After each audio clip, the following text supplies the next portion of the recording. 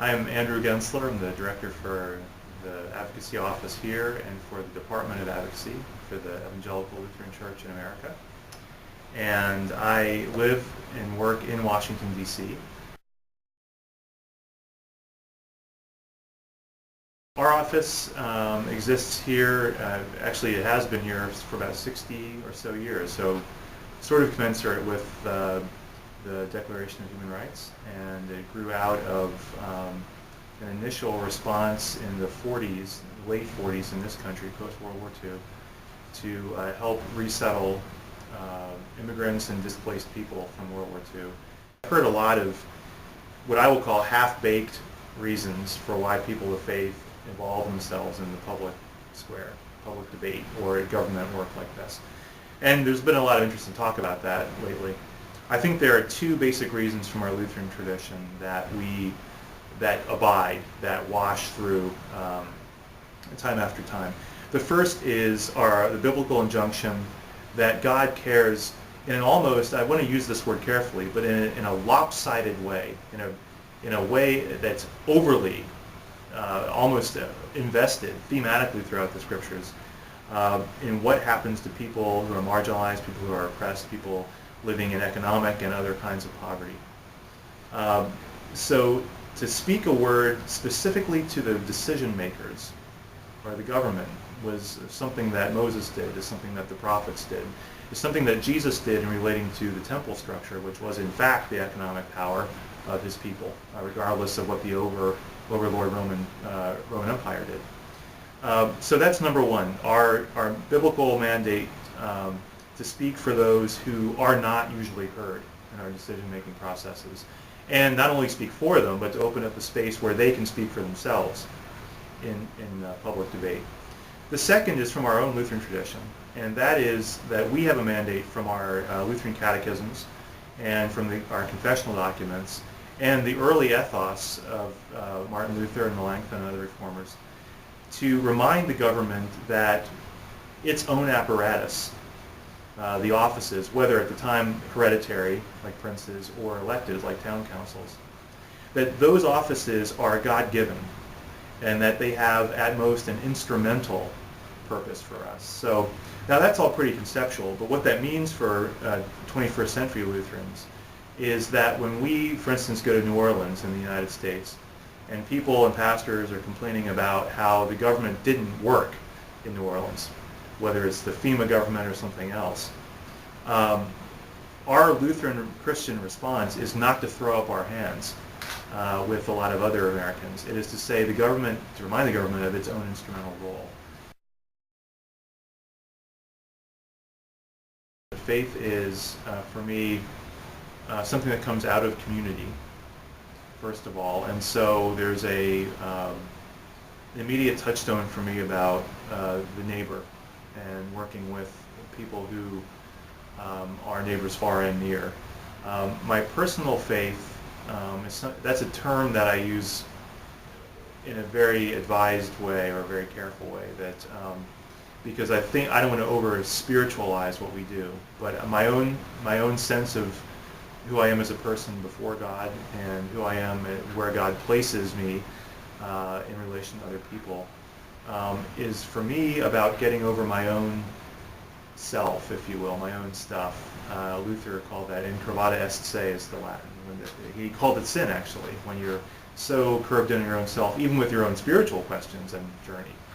When that's about you, Luther says you're not really getting the fullness of the gospel. And so for me, the faith is turned outward, but returned to as a constant motivator and a battery, if you will.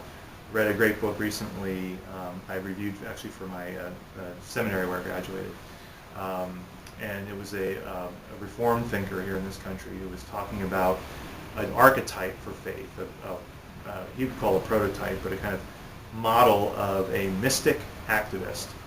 And he revisited the biographies, well-known biographies, people like Dietrich Bonhoeffer and Malcolm X and others, to show how they were always charged up by their own sense of faith, but that they had this dialogue between what was somewhat mystical and buttressed by prayer and singing and those forms of faith, and how those forms of faith informed immediately a concern for the situation around them.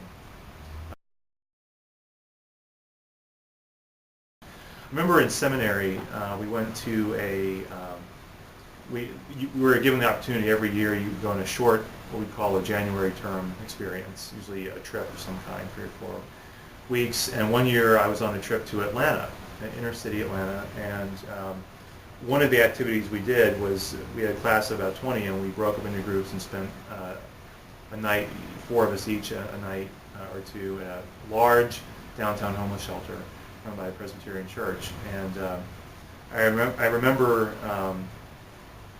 the man, and I try to remember his name at this point, but I remember so many people coming and going in the shelter. He said, we're going to, we're talking about food and the amount of food that they had there, because that's always a big topic of conversation if you ever spend a night serving a meal or something in a homeless shelter. We're always about what there is to eat, and he said that occasionally some of the people who stay, the residents or people who come and go, have communion. And I said, communion? I mean, this is a day-to-day life struggle for you. And he said that that he was talking about the bread of communion and the bread of what what was to eat. And he said, we don't have much, Drew, but we have the bread of life. And in those words, I heard both the remarkable abundance of God, even in this place where you're not supposed to notice abundance in those places. You're supposed to notice scarcity in those places. And there's a lot of it, and I don't disparage it. I mean, we're working to make that a bit more equitable, but to notice the abundance from this man in this place was remarkable, and it was paradoxical. It was about a theology of the cross, and it was something I won't forget.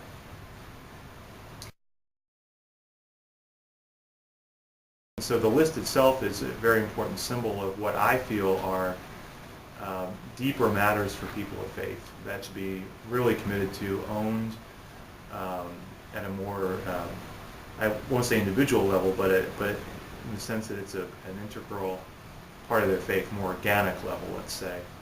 So that, for instance, what we do here is to talk to members of Congress. We know to use good economic and good political arguments for something. Why something is an investment, why healthcare, for instance, is an investment, or why HIV and AIDS treatment and prevention is a good thing. But we never want to get too far from couching that, framing that in the language of the faith and biblical values. Partly because those values have been taken and the language of Christianity in this country has been conceded by mainline churches to other Christians just right out the door. And so I think part of the reason is to reclaim some of that language, but in a more authentic way, just to link what we do on behalf of a kind of humanism, link that to its own constitutive, its own formation in the faith. We're not really talking about rights until we talk about hospitality to strangers, which is a biblical concept. We're not really talking about ecological rights or animal rights or alternative energy until we talk about care for creation and stewardship of creation. So I think it's very important for us as people of faith to helpfully frame an important document like that, or an important set of rights that we've helped to fight for, like civil rights or voting rights in the 60s, or the American Indian movement. We do our best work, I think, as people of faith when we frame that debate for people in the language of the Scriptures.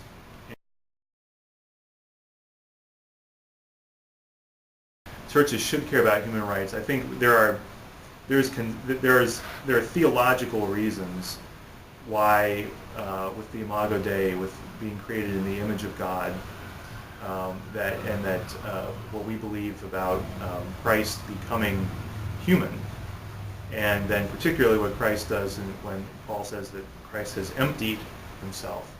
in the form of what Isaiah would call a suffering servant. It's important that we recognize a commonality in our humanity.